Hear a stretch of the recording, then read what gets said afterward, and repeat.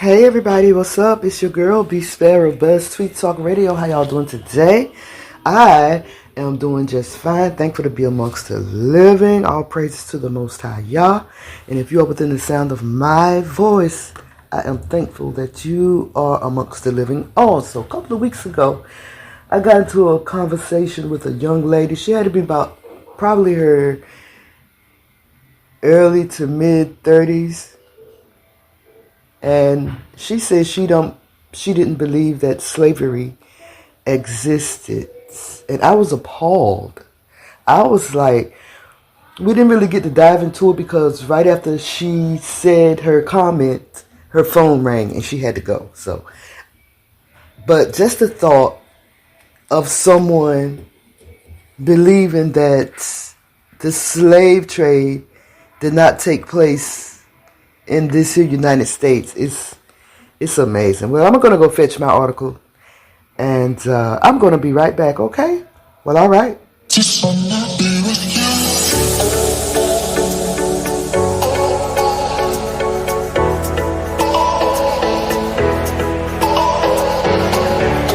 BeeSparrow, BeeSparrow, BeeSparrow, BeeSparrow, BeeSparrow, BeeSparrow. BeeSparrow, BeeSparrow. Yo, dog, it's BeeSparrow. Like, share, and subscribe. This week's gonna bring it live. Information, world news, current events, the source. Accurate as a fingerprint. A cool sister, a force for the people. Attacking real enemies, strategy that's lethal. There will be no sequels, so get your tickets. A cool place for you to sit back and kick it. Or get fiction.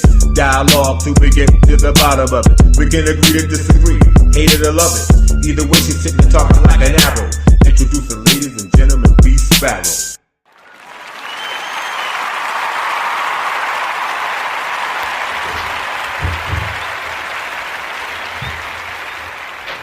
So since the young lady didn't think that slavery existed in this country, and since we're right around the corner from Black History Month, it's only fair that I talk about Matilda.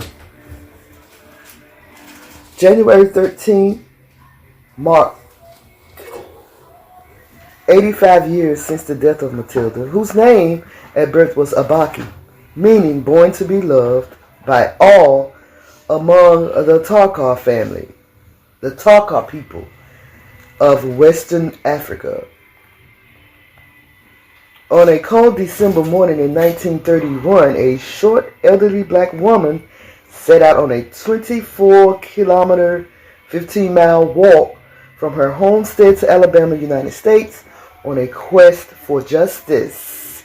The long trek to the court in Selma was no small undertaking for a person in her mid-70s, but Matilda McCreer was determined to go and make her legal claim for compensation for the horrors that she and her family had been through.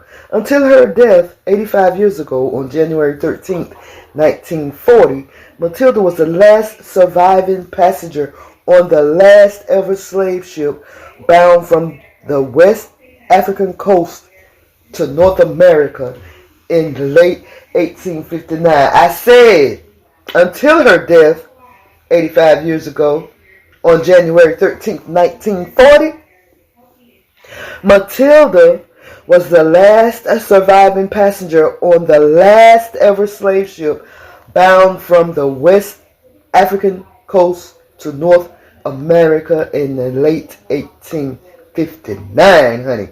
Her story began many decades before and thousands of miles away from that sharecropping homestead. Originally named Abaki, born to be loved by all, the girl later renamed Matilda by her American owner, came into the world in 1857 among the Tarkar people of the West African interior.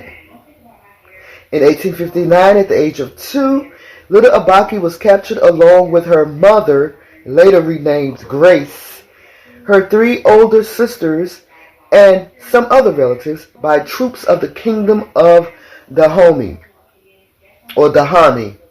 located in what is now Benin. Torn away from the rest of their family, they were victims of an age-old regional warfare which underpinned an equally ancient but persistent trade in slavery reaching across North and East Africa, the Ottoman Empire, and eventually the Americas.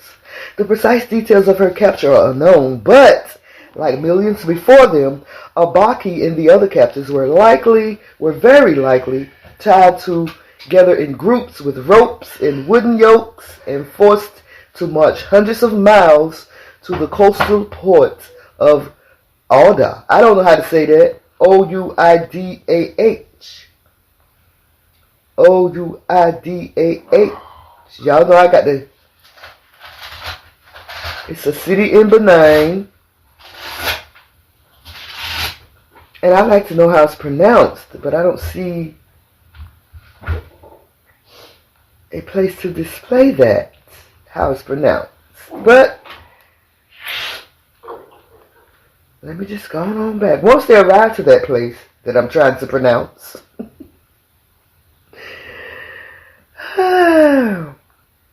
Okay, it says their so-called death march was the first leg of a long and merciless sojourn.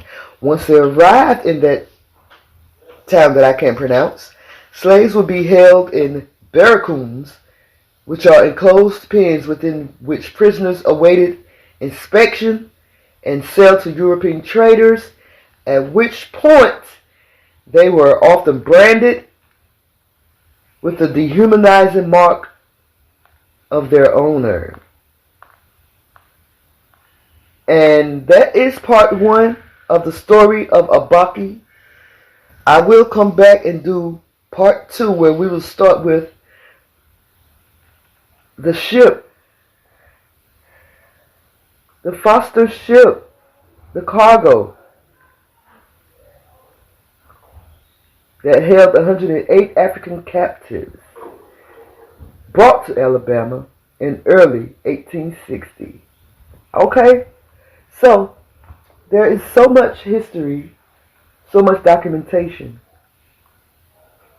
For this young lady to say that she don't believe that the institution of slavery existed. There's so much that we can look up and prove the institution of slavery in the United States of this here America. But people don't want to do that because they don't want to know the truth. What do y'all think? Do y'all think that slavery actually existed in the United States of this here America and beyond? Do you believe that the dark-skinned people were enslaved by the Europeans? We're talking about chattel slavery, right? Where it was different from biblical slavery, but it was the same, but it was kind of different. But anyway, we're going to talk about it. It's your girl, BeeSparrow, Buzzz Tweet Talk Radio. Let me know what y'all think, okay? Well, all right. BeeSparrow, BeeSparrow, BeeSparrow, BeeSparrow, BeeSparrow, BeeSparrow, BeeSparrow, BeeSparrow. Yo, dog, it's BeeSparrow. Like, share, and subscribe. Best belief is gonna bring it live. Information, world news, current events, the source. Accurate as a fingerprint. A cool sister, a force for the people. Attacking real enemies, strategy that's lethal. There will be no sequels, so get your tickets. A cool place for you to sit back and kick it. Or be fiction. Dialogue till we get to the bottom of it. We can agree to disagree, hate it or love it. Either way, she's sitting and talking like an arrow. Introducing ladies and gentlemen, BeeSparrow.